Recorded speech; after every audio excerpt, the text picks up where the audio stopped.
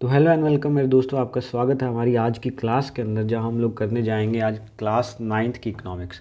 NCERT पढ़ना हमारा एक बहुत ही इंपॉर्टेंट पार्ट है हमारे यूपीएससी का सिलेबस के लिए, इसलिए आज हम लोग करने जा रहे हैं क्लास 9th की इकोनॉमिक्स। तो चलिए मेरे दोस्तों स्टार्ट करते हैं आज का लेक्चर हमारा, जहाँ पे हम लोग कर रहे हैं स्टोरी ऑफ विलेज पालमपुर। तो आपको लग रहा होगा क्या पालमपुर के लिए हम लोग थोड़ा ना पढ़ने आए। तो यहाँ पे क्या है, जो ऑथर है वो आपको कुछ बहुत ही बेसिक चीज़ें स्टोरी के माध्यम से इसको समझाना चाहता है। तो यहाँ पे दिया हुआ है कि पालमपुर एक गांव है जहाँ पे क्या है, फार्मिंग एक मेन उनका क्या है, लाइवलीहुड का एक। तो पालमपुर क्या है, यहाँ पे एक छोटा सा गांव है जहाँ पे क्या है, फार्मिंग बहुत ज़्यादा होती है और वहाँ से कई चीज़ें आज हम लोग यहाँ पे समझेंगे। तो पालमपुर क्या है, पालमपुर एक छोटा सा क्या है विलेज है जहाँ पे दो तरह के क्या हैं विलेज साथ में एडजॉइनिंग है, जिनका नाम है रायगंज एंड आपका एंड शाहपुर। ठीक है, तो यहाँ कुछ पॉपुलेशन रहती है और कई चीज़ें। तो यहाँ आज मेरे दोस्तों हम लोग आपको स्टोरी से ये समझाना चाहते हैं कि प्रोडक्शन क्या होती है। ठीक है, प्रोडक्शन क्या है, फैक्टर्स ऑफ प्रोडक्शन क्या है। तो चलिए देखते हैं प्रोडक्शन क्या है। प्रोडक्शन मेरे दोस्तों क्या होता है, जब हम लोग इनपुट्स का यूज़ करके आउटपुट प्रोड्यूस करते हैं, तो वो जो प्रोसेस होता है जिसके अंदर आपके इनपुट्स कन्वर्ट हो जाते हैं आउटपुट के अंदर, उसको हम लोग क्या है, प्रोडक्शन बोलते हैं। इस प्रोसेस ऑफ प्रोडक्शन के लिए कई चीज़ों की ज़रूरत होती है, जिसको हम लोग बोलते हैं फैक्टर्स ऑफ प्रोडक्शन। इसको क्या बोलते हैं मेरे दोस्तों, फैक्टर्स ऑफ प्रोडक्शन बोलते हैं। तो यहाँ पे क्या है, there are 4 factors of production. 4 factors हैं प्रोडक्शन के, जो क्या हैं, लैंड,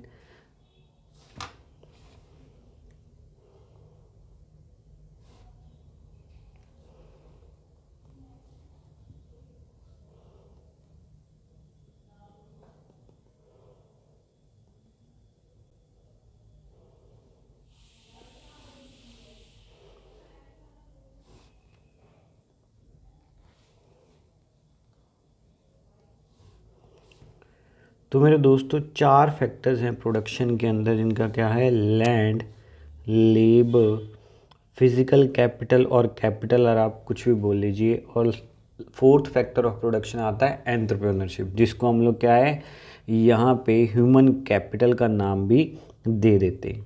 ठीक है, तो सबसे पहले देखते हैं कि लैंड क्या है। तो aim of production is to produce the goods and services that we want. Okay, तो इसको बनाने के लिए क्या है, कुछ चीज़ों की ज़रूरत है, जिसको हम लोग, मैंने अभी बताया आपको, फैक्टर्स ऑफ प्रोडक्शन बोलते हैं। तो लैंड क्या है, land is a fix factor of production. Means क्या है, वो फिक्स रहता है। फिर सेकंड मेन कंपोनेंट, जो मेन फैक्टर है, वो लेबर आ जाती है। ठीक है, किसी काम को भी हमें करना चाहिए या किसी भी काम को हमें करना है, उसके लिए क्या है, वर्कर्स की, चाहे वो एजुकेटेड हो चाहे वह नॉन, लेकिन लेबर की ज़रूरत तो पड़ेगी। तो प्रोसेस ऑफ प्रोडक्शन के अंदर लैंड चाहिए, लेबर चाहिए। थर्ड इम्पॉर्टेंट चीज़ यहाँ पे आ गई है आपकी फिज़िकल कैपिटल।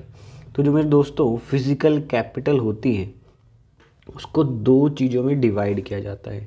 तो अगर हम बोलें कि फिज़िकल कैपिटल 2 चीज़ों से मिलके बनी होती।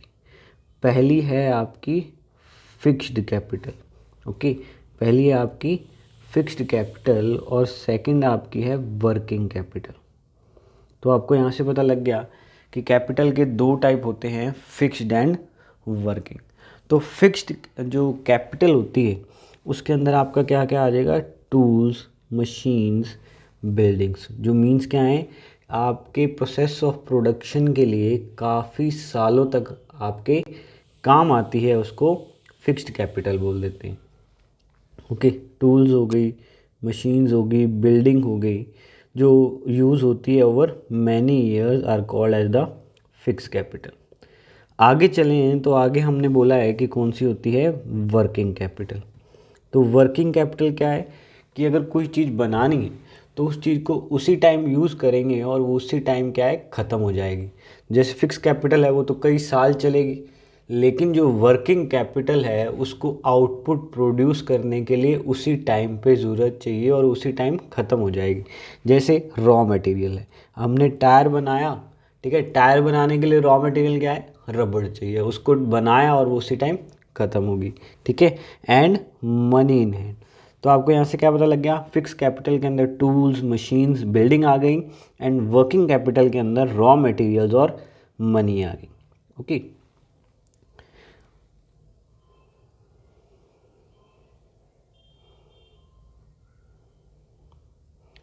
तो इन तीनों के बाद एक फोर्थ कैपिटल रिक्वायरमेंट भी आती, ओके, जिसको हम लोग ह्यूमन कैपिटल का नाम दे देते हैं। ओके, तो इसको हम लोग क्या बोलते हैं, ह्यूमन कैपिटल, या अब हम लोग पढ़ें तो वहाँ पे एंटरप्रेन्योर का नाम आ जाता है, ठीक है। तो एंटरप्रेन्योर या ह्यूमन कैपिटल कौन है, वो है जो क्या है, इस लैंड को, ओके, इस लैंड को, लेबर को और इस कैपिटल को आपस में यूज़ करके आउटपुट भी बनाया। तो जो हमारे सैमुअलसन थे, उन्होंने जो क्या है, इनोवेटर का नाम दिया था इस ह्यूमन कैपिटल या एंटरप्रेन्योर को, ठीक है। एंटरप्रेन्योर क्या करता है, एक इनोवेटर होता है जो लैंड, लेबर और फिजिकल कैपिटल को आपस में एक साथ यूज़ करके प्रोडक्ट को बनाता है। तो यहाँ से हमें पता लग गया कि फैक्टर्स ऑफ प्रोडक्शन क्या होते हैं। तो यहाँ पे अब बात आगे चलते हैं।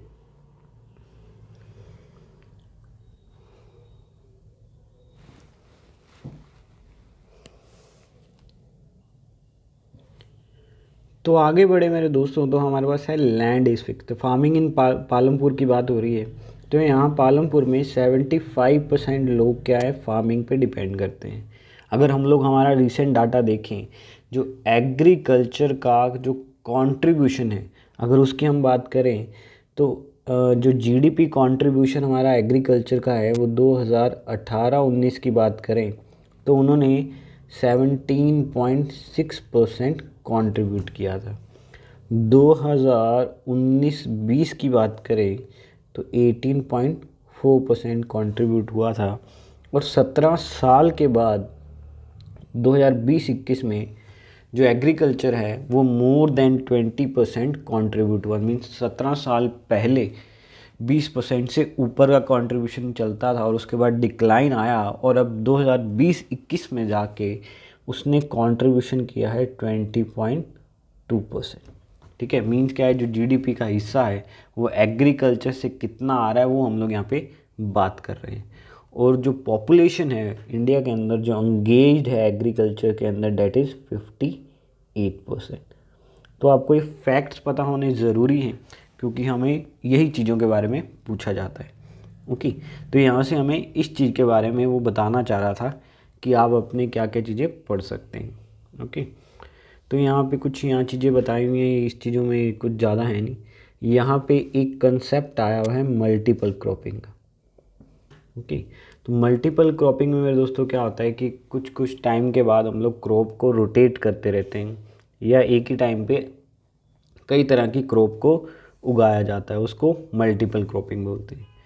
आगे यहाँ पे चलें तो हमें यहाँ से जो आगे वाला हिस्सा है इतना सा, इससे ऑथर आपको समझाना चाहता है कि ग्रीन रेवोल्यूशन क्या होती है। ओके, आप हर किसी ने ग्रीन रेवोल्यूशन के बारे में पढ़ा होगा, वो यहीं से वो बताना चाह रहा है कि ग्रीन रेवोल्यूशन क्या था। मिड 1965 के अराउंड क्या है, ये शुरू हुई थी। ये एग्रीकल्चर के अंदर एक रेवोल्यूशन थी जिसको यहाँ पे लेके कौन आया था, फादर ऑफ ग्रीन रेवोल्यूशन बोला जाता है नॉर्मन ई बर्गलस, जो उनका नाम है। वो क्या है, यहाँ पे इस रेवोल्यूशन को लेके आए थे। तो ये ग्रीन रेवोल्यूशन के बारे में। ग्रीन रेवोल्यूशन में हुआ क्या था कि हाई यील्ड वैरायटी सीड्स और fertilisers, the pesticides, farming machinery use करके जो एग्रीकल्चर प्रोडक्टिविटी है उसको इंक्रीज़ किया गया था। यहाँ पे देखो टेबल बना हुआ है कि पहले क्या था, जब एग्रीकल्चर हमारा बैकवर्ड था तो हमारी प्रोडक्टिविटी थी जो कल्टीवेटेड या के एरिया की बात कर रहा है, यहाँ तो कल्टीवेटेड एरिया बता रहा है कि जो एरिया अंडर एग्रीकल्चर इंक्रीज़ हुआ था और प्रोडक्टिविटी भी क्या हुई थी, इंक्रीज़ हुई थी। तो ये अलग अलग टेक्निक्स यूज़ करके ग्रीन रेवोल्यूशन का हमें फ़ायदा मिला था। फिर यहाँ देखें कि ग्रीन रेवोल्यूशन कौन से एरिया में आया था। ग्रीन रेवोल्यूशन आपका पंजाब, हरियाणा, ठीक है, तमिलनाडु और कर्नाटका, केरला, इस साइड क्या है ग्रीन रेवोल्यूशन का ज़्यादा फ़ायदा देखा गया था। और जो स्टेट्स थे जैसे एमपी हो गया, बिहार हो गया, वहाँ ग्रीन रेवोल्यूशन नहीं पहुँची और वहाँ के फार्मर्स क्या हैं अभी भी आप देखेंगे आपको गरीब दिखेंगे। ओके, तो ये ग्रीन रेवोल्यूशन के बारे में हम लोग यानी यहाँ से इस चैप्टर से कवर कर लिया। ठीक है, जैसे देखिए farmers of Uttar Pradesh, Haryana were the first to try out the modern farming method. यहाँ आप क्या कर सकते हैं, second stage of green revolution को भी आप ऑनलाइन सर्च कर सकते हैं।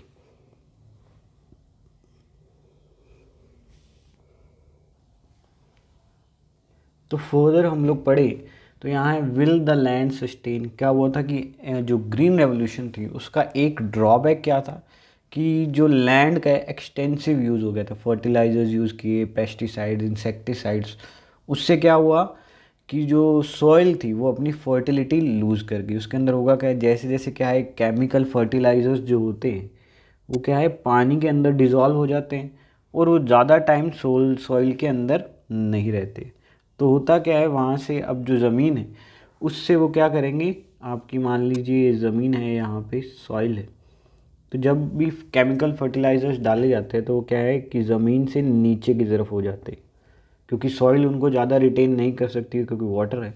वो क्या करते हैं स्लोली स्लोली क्या है नीचे चले जाते हैं और जो वाटर होता है, ग्राउंड वाटर होता है, उसको पोल्यूट कर देते हैं, जिससे क्या है ग्राउंड वाटर कंटेमिनेशन हो जाता है, जिससे कई तरह के जो वाटर एनिमल्स हैं उनको दिक्कत होती है और जो ग्राउंड वाटर हम लोग पीते हैं वो पोल्यूटेड हो जाता है। तो ये यहाँ पे आपको समझाना चाहता था। फिर आया how is land distributed between the farmers of Palampur. तो यहाँ से हमें क्या स्टडी मिलती है कि यहाँ जो हम लोगों ने पढ़ा उसका जो अगर सारांश निकालें तो ये है कि जो पालमपुर में थे स्मॉल एंड मार्जिनल फार्मर्स ज़्यादा थे। अब यहाँ पे एक सवाल आता है कि स्मॉल फार्मर्स कौन से हैं और मार्जिनल फार्मर्स कौन से हैं। तो सबसे पहले जो सबसे छोटे होते हैं वो मार्जिनल फार्मर्स होते हैं। मार्जिनल फार्मर्स वो होते हैं जिनके पास जो लैंड है वो लेस देन आपका रह जाएगा 1 हेक्टेयर। ठीक है, 1 हेक्टेयर कह लें या फिर हम लोग कहें 2.5 एकर्स कहें। ओके, तो यहाँ से पता लग गया 1 hectare equals to 2.5 acres. Small farmers उनसे थोड़े बड़े फार्मर्स हो जाते हैं जिनका लैंड होता है वो है लेस देन आपका आ जाएगा 2 हेक्टेयर लैंड। ठीक है, 2 हेक्टेयर मीन्स आपका क्या हो गया 5 एकर्स लैंड हो गए। तो स्मॉल एंड मार्जिनल फार्मर्स की हमको डेफिनेशन यहाँ पे पता लग गई है। अब एक सवाल आता है कि इंडिया के अंदर कितने percent small and marginal farmers यहाँ पे एग्जिस्ट करते हैं। ओके, देयर कंसिस्ट 82%, मीन जितने भी फार्मर्स हैं उनके 82% क्या हैं स्मॉल एंड मार्जिनल फार्मर्स हैं। तो एक ये डाटा हमें यहाँ से कवर हो गया। फिर एक है कि जो रूरल पीपल है वो एग्रीकल्चर पे कितना डिपेंडेंट है। Mean 70% of rural population still depends on the agriculture as their means of livelihood. वो अपने क्या है कमाने के साधन, जो 70% लोग हैं उनका कमाने का साधन क्या है एग्रीकल्चर है, और 82% जो लोग क्या जो फार्मर्स हैं स्मॉल एंड मार्जिनल फार्मर्स हैं। ये डाटा हमें यहाँ पे कवर हो गया। तो इसी तरह से क्या है चीज़ों को बताना चाहे एनसीईआरटी ने कि आप एग्जैक्ट क्या है स्टोरी, उनको नहीं फ़र्क पड़ता, उनको ये चीज़ें बतानी। Okay,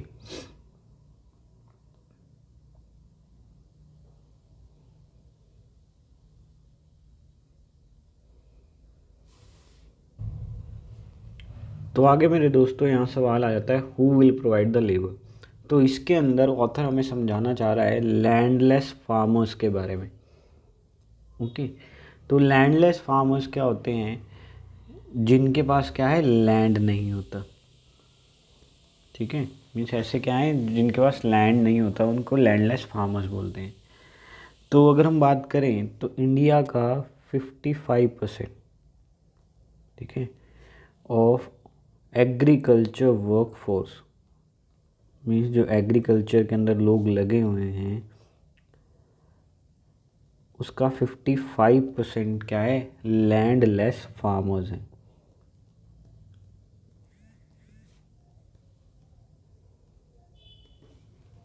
okay. और जो आपके स्मॉल एंड मार्जिनल फार्मर्स हैं वो आपके 82% है। तो अगर बात करें कि तो अगर बात करें कि ऐसे लोग जिन्हों के पास क्या लैंड नहीं है या लैंड तो है लेकिन बहुत थोड़ा है, उनकी तादाद हम लोग देखें कि वो कितना है, 93.7% ऑफ एग्रीकल्चर वर्कफोर्स। ठीक है। एग्रीकल्चर वर्कफोर्स कौन सी होगी कि द पीपल, ठीक है, जो क्या है 15 से 45 साल की उम्र है। एग्रीकल्चर वर्कफोर्स कौन सी होगी, जो लोग क्या हैं 15 से 45 साल के लोग हैं जो एग्रीकल्चर के अंदर एंगेज्ड है, वो कितने हो जाएंगे, 93.7%। तो इससे क्या पता लगा कि जो बड़े फार्मर्स हैं,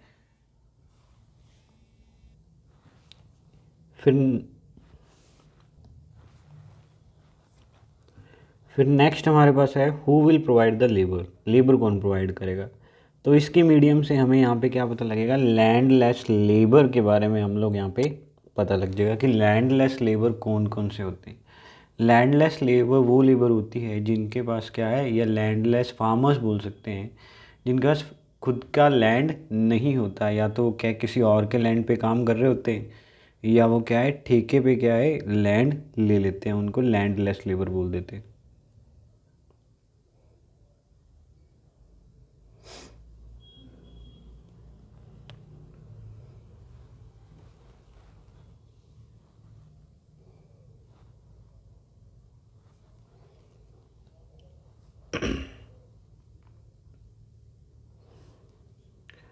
तो यहाँ से एक डाटा हमें पता लगेगा, तो जो लैंडलेस फार्मर्स हैं उनका जो अमाउंट है वो है 55% of agriculture workforce. Means agriculture workforce कौन सी होगी, जो 15 से लेके 60 साल की उम्र के जो लोग हैं, ठीक है, जो एग्रीकल्चर के अंदर एंगेज्ड हैं, उनको एग्रीकल्चर वर्कफोर्स बोल देंगे। लेबर अलग होती है, वर्कफोर्स अलग होती है। वर्कफोर्स क्या होती है, 15 to 60 एज के बीच में जो लोग हैं उनको वर्कफोर्स बोलते हैं। ओके।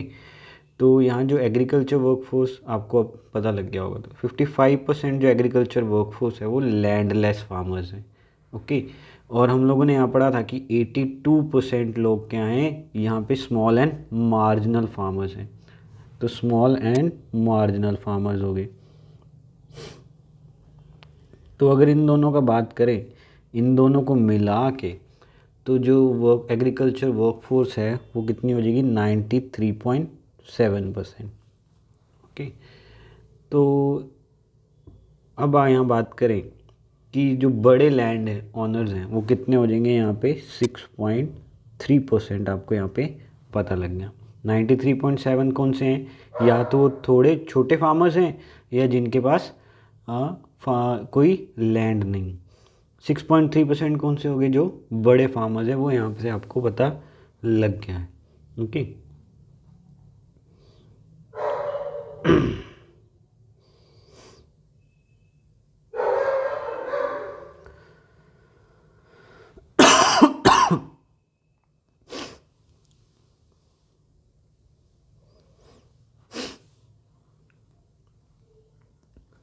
फिर आगे फर्दर मूव ऑन करें तो यहाँ है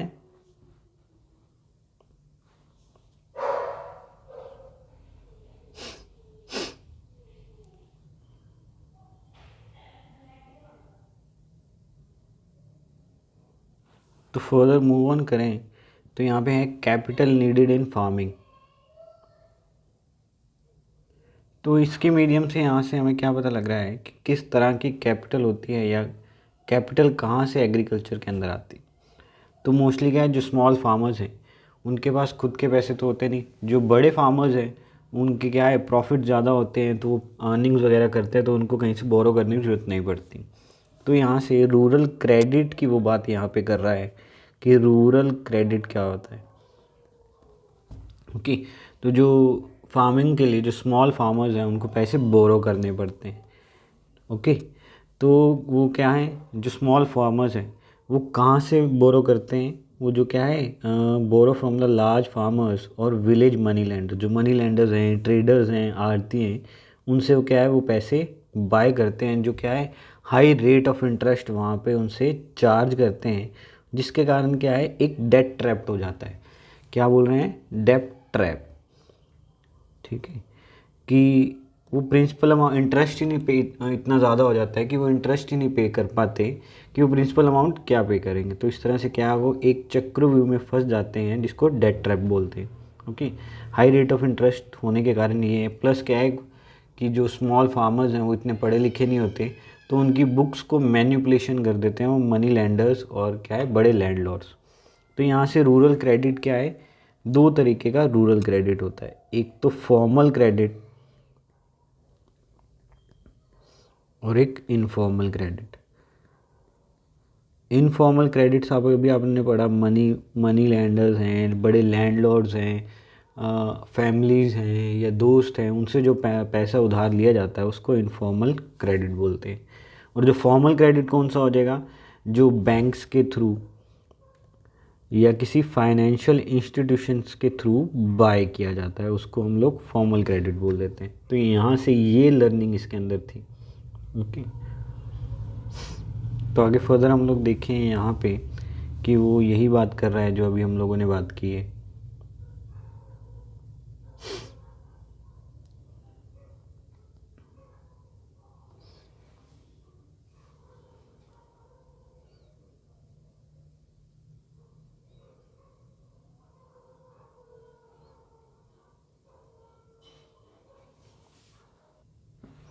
फिर यहाँ फर्दर क्या है, नॉन फार्म एक्टिविटीज़ की बात की गई। नॉन फार्म एक्टिविटी मेरे दोस्तों कौन सी हो गई, जिस तरह से हम लोग बोले एग्रो प्रोसेसिंग बोल सकते हैं, एग्रो प्रोसेसिंग हो गई, डेयरी हो गई, एग्रीकल्चर एलीड एक्टिविटीज़ हो गई, जो एग्रीकल्चर के साथ साथ क्या है की जाती है, जैसे डेयरी हो गई, एनिमल हस्बेंड्री हो गई, ये सब क्या है एग्रीकल्चर एलीड एक्टिविटीज़। और कौन कौन सी यहाँ आएगी, transportation, agriculture transportation, okay, distribution, marketing, ये सारी क्या हैं नॉन फार्म एक्टिविटीज़ हो जाएंगी। जो एग्रीकल्चर प्रोड्यूस है उसकी ट्रांसपोर्टेशन, उसका डिस्ट्रीब्यूशन, उसकी मार्केटिंग, उसका रिटेल, ये सारी क्या है यहाँ पे नॉन फार्म एक्टिविटीज़ आ जाएंगी। तो यहाँ हम लोग फर्दर देखें कि यही सब कुछ है।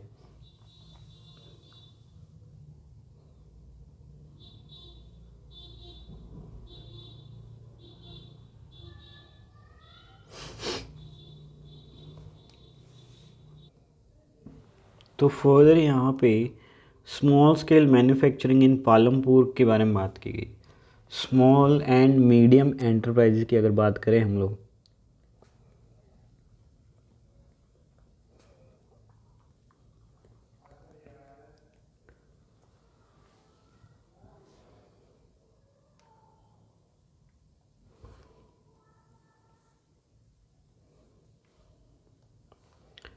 तो स्मॉल एंड मीडियम एंटरप्राइज की हम लोग बात करें कि जो छोटी मैन्युफैक्चरिंग यूनिट्स हैं, जिसको हम लोग SME भी बोलते हैं, तो वो क्या है कि बहुत ज़्यादा है। तो अगर हम लोग इंडिया की बात करें, 95% ऑफ जो मैन्युफैक्चर हैं वो हमारी यहाँ पे क्या है स्मॉल एंड मीडियम मैन्युफैक्चर्स हैं। तो जिसके अंदर ये जो स्मॉल एंड मीडियम मैन्युफैक्चर्स हैं, ये 95% टोटल इंडस्ट्रियल यूनिट्स इंडिया के अंदर हैं। ठीक है, total industrial units, total industrial units.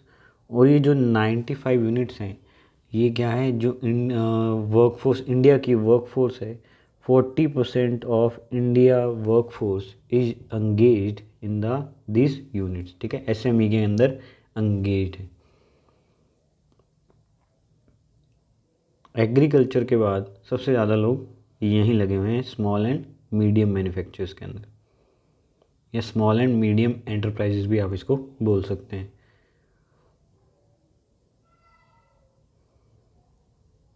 Further move on करें तो हमारे पास है कि transportation a fast developing sector. ठीक है, तो यहाँ बताया गया कि पालमपुर के अंदर क्या क्या होते हैं क्या नहीं होते हैं, शॉपकीपर्स के बारे में बताया हुआ है। बस मेरे दोस्तों, यही हमारा आज का चैप्टर था। इससे हम लोगों ने कई सारी तरह की चीज़ें यहाँ पे लर्न कर ली हैं कि लैंडलेस फार्मर्स कौन से होते हैं, स्मॉल एंड मीडियम एंटरप्राइजेस कौन से होते हैं, कितने परसेंट लोग उसके अंदर लगे हुए हैं, कितनी परसेंट टोटल इंडस्ट्रियल यूनिट्स, कितनी परसेंट एसएमईज़ हैं, एग्रीकल्चर एलिड एक्टिविटीज़ कौन सी होती हैं, रूरल क्रेडिट क्या है, ये सब चीज़ें हम लोगों ने पढ़ ली है। आई होप आपके लिए लेसन बहुत ही क्या है, आई होप ये लेसन आपके लिए, आई होप ये लेसन आपको बहुत फ़ायदा देगा। तो टिल देन मेरे दोस्तों, नेक्स्ट वीडियो में मिलेंगे। Till then thank you and धन्यवाद।